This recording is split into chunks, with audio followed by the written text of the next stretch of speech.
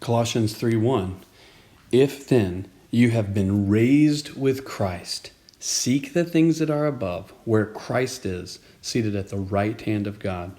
Okay, so this, we said that in 2:6 was the turning point. We need to walk in him. And now in chapter 3, the first 17 verses, we're going to have 3 different paragraphs that are going to explain so clearly what it means to walk in him. We're going to see that we need to seek the things that are above. We need to set our minds on heavenly things. And then he's going to have a negative aspect of that. We need to put to death. And then we need to put away. And then we'll have followed by the positive aspect is to put on. All right. So as he sets up for all of this, what do we see? We see, he says, if, this is another one of these if statements. It's a conditional statement, but in reality, he's not saying if as if this is some sort of like, I don't know, but he's saying if. And the idea is that this is grounding. This is since, right? Since you have been raised with Christ.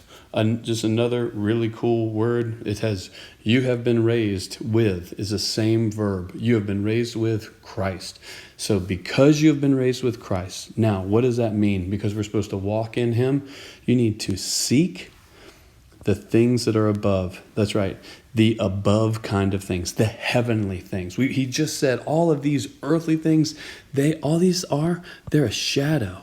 And it's just human of this world. We're not worried about that stuff. We're talking about these above kind of things because we are no longer just of this. We're no longer just flesh. We've now been made alive with Christ. So we are now heavenly beings. If you have been raised with Christ, you're a heavenly being. So now seek the things that are above, where Christ is.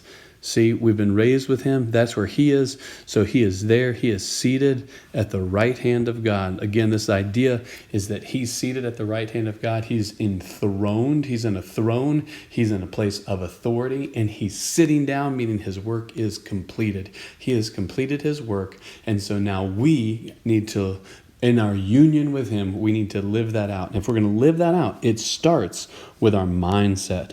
We need to make sure that we are seeking the above kind of things. We need to be heavenly people, thinking about heavenly things, being heavenly minded. And as we do that, we will be living out our union with Jesus.